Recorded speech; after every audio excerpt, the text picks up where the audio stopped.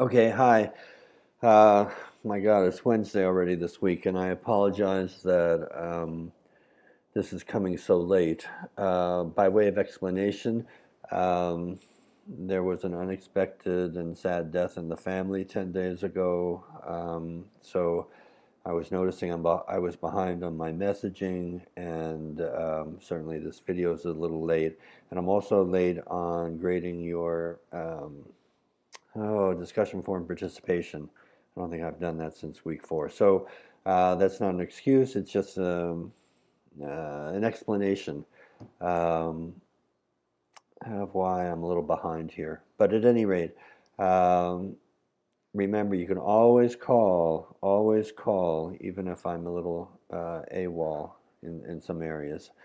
Um, so let's see, we want to review last week with the ratios, and we want to then introduce this week a little bit.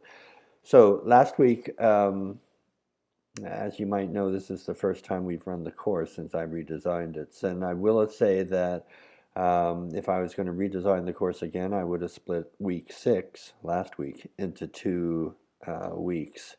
Because there was a lot to do there actually, and it was an important week, so maybe I should have, you know, made it into 2 weeks. But nonetheless, you all did really well. And what was it that you did really well on? Well, you did well on the mechanics of how you do ratios, and in your analysis of monotony, in the essay portion of the week, you also did very well. Um, what does that all mean? It means that you probably have a fairly good understanding now of this relationships or how these things line up, right? When we talk about the financial health of an organization, we talk about the wealth, their net wealth, right? What they own minus what they owe, both in the short term and in the long term. We also talk about their profitability. You know, are they actually spending more money than they're taking in, or are they taking in more money than they are expending? And then lastly, we talk about their liquidity.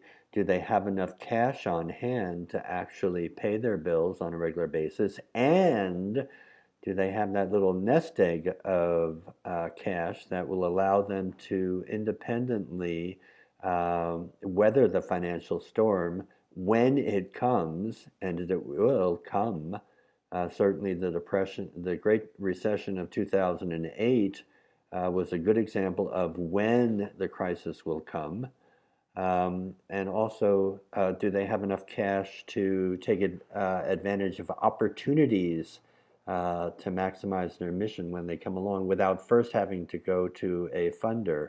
Okay, and so, and related to each of these measurements of financial well-being, we have, right, uh, a separate financial statement, statement of financial position, statement of activity, and a statement of cash.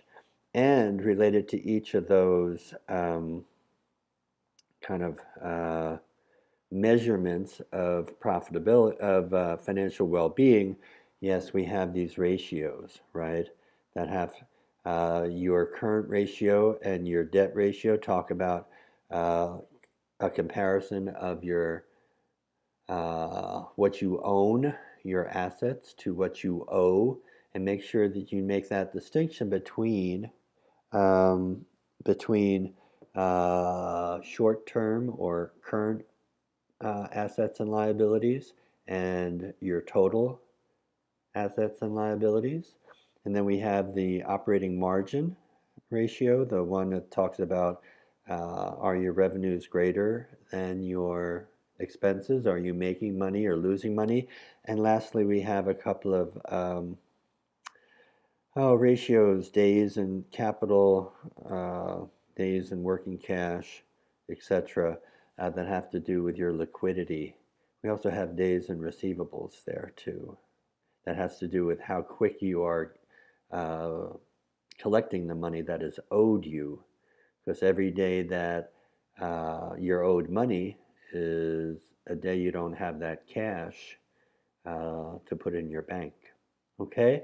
All right, so that was sort of last week. I'll also say that there was one student, and I gave these graded assignments back last night. One of the students who did an exceptionally good job on the monotony story assignment, and I left that student a little note that said I would share this with the class if given permission. So I'm kind of like cueing you. Send me an email or something or a phone call message to say that I can share it with the class, because I thought it was really exceptional because not only did it talk about the specifics of monotony, but it put it in the larger context of how you sort of consider and analyze a nonprofit's financial condition in these larger terms as well. Um, and so I just thought it was an exceptionally well written, well conceived assignment. So I'd like to share with everybody if I could. Okay, 6 minutes. I'm making up for lost time here. Meaning I didn't get to do a video last week, right? Because I couldn't get the screen to work. Okay, so we have that, and this week, right, we're going to talk about budgets. It's the first of a couple of weeks when we talk about budgets, but this week we're going to kind of talk about budgets as a process, as a product, and as a management tool. And this week's readings, yeah, this one here, your first sort of additional reading, um, it's sort of, it's extended, right? This is like a supplementary resource, deep information reading, but it's a wonderful chapter in a really, really wonderful book. Um, Reframing Organizations. And if you ever get a chance, frankly, to read the book in its entirety, it's an easy read, but it is a fantastic read. And I'll just say that I came to academics late in my career. I did lots of stuff operationally before I became a professor. And I wish I had read this book while I was still doing things in the field, being operational. I think I would have been a much better manager, frankly, or I would have at least kind of knew why I got things right sometimes and why I kind of screwed up sometimes too.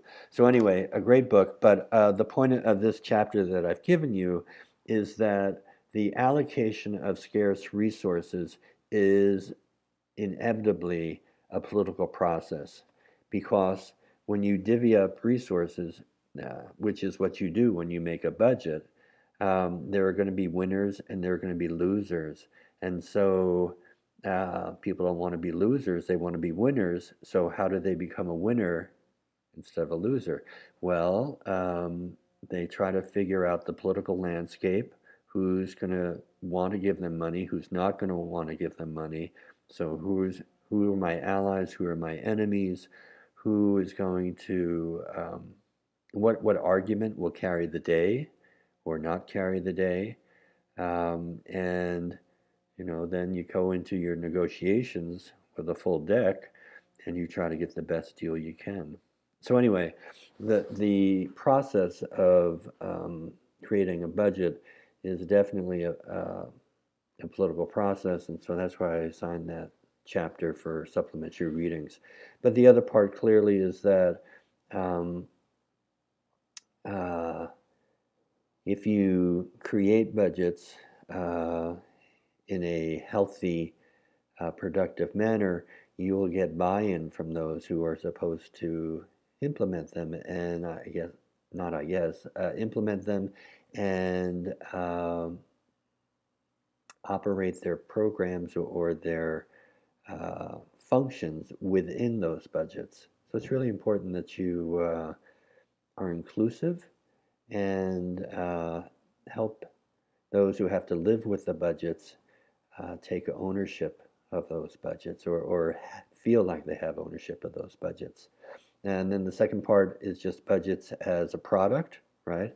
You actually have a plan of expenditures and of revenues monthly throughout the year, so that yeah, you have a plan for your financial uh, position throughout the year. And then lastly, if you have that plan, and if you use it to compare actuals to your plan and the variances between the two, well, then you have a management tool. And that's the third thing we talked about in this week's lesson. Okay, that's all discussed more, I think, in the real lecture, so I won't go into it further here. Um, okay, but in noting and reviewing some of the material this week, I noted two things. Well, actually, I noted one thing, and then one of you students helped me out with the last, or with the second point. This is the first point. In the um, discussion forum 2 of this week, you are to look at the New Stage Theater, which is actually a real theater in Jackson, Mississippi. And if you go online, you can see how they're doing today versus how they were doing when the case study was written. They are doing better. Um, and but when the case study was written, they were really doing poorly. And they were doing poorly because they were falling down in these three areas that we've discussed. Um, Over here we have the four foundations or elements of really good financial decision making. You have good organizational structure, you have good policies and procedures, you have good record keeping, and your financial and operational strategies are complementary and basically integrated. Uh, and this week we talked about budgeting as a process, a product, and a management tool. Well, in each of these seven elements, you could discuss how poorly New Stage Theater is actually doing. And instead of having each of you list all seven of them, I thought maybe each of you, would select or maybe select different ones. And so in your discussion forum number 2, we just talk about you in the initial post, you are to identify 2 of these 7 areas where um, New Stage Theater is screwing up. Okay, and hopefully in the discussion forum, then we can touch on all of the areas, all the 7 areas, and identify how they are inadequate in each of the areas and how that is contributing in general to their problem, their financial problem, that is. Okay? Okay, and then the last part, and should I share? Yeah. Josepha, I hope I'm pronouncing that correctly.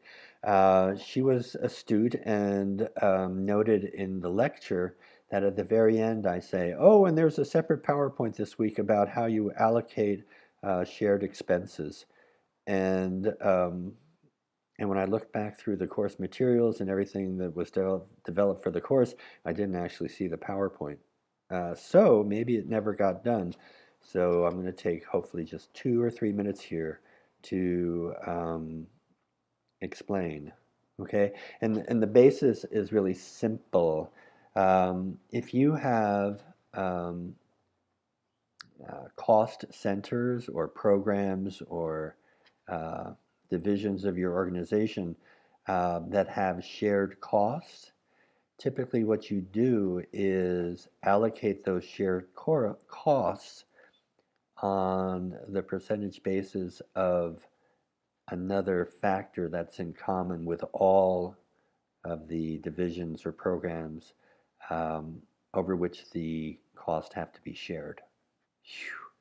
That didn't really come out very, I hope that came out clearly, but I have a feeling it didn't.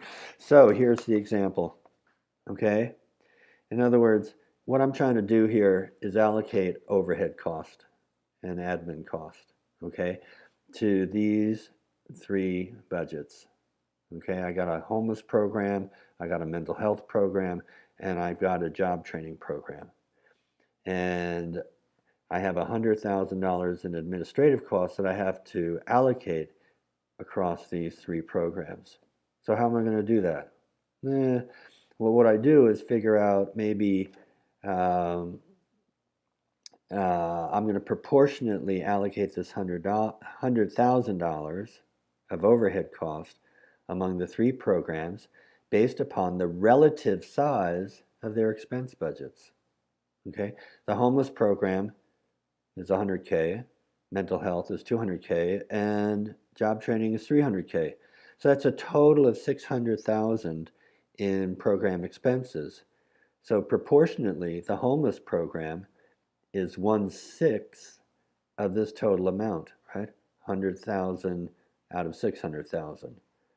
200,000 out of 600,000 is a third, and 300,000 out of 600,000 is a half. See, it adds up to 100% here. So if I was going to allocate this 100,000 based upon the relative size of their expense budgets, well then the homeless program would get 1/6 of the 100,000 overhead cost, admin cost, so they get 17,000. The mental health program, it has a budget that is 1/3 of the total, so they get 1/3 of the admin expense, 33,000.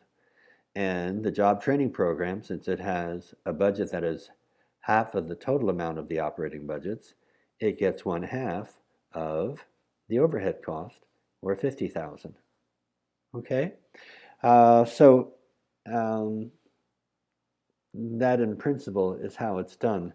Now, I picked, or in this particular case, I used the relative size of operating budgets as the criteria by which I allocated the overhead cost.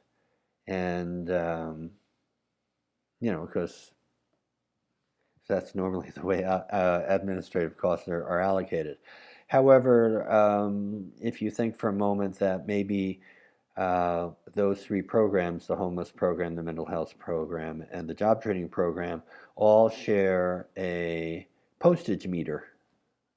And, how do you allocate out the cost of the postage? Well, you could do it by budget size as well.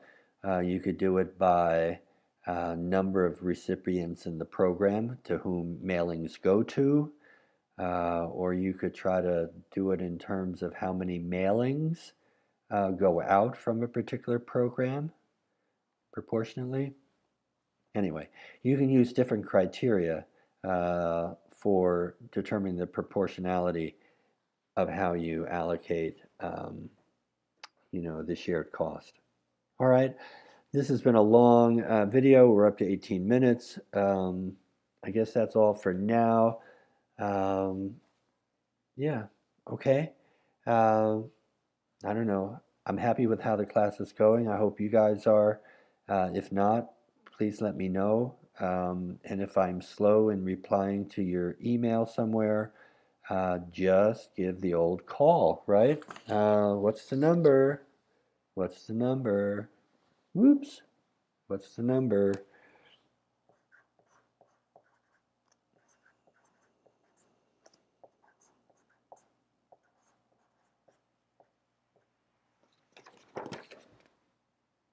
Right?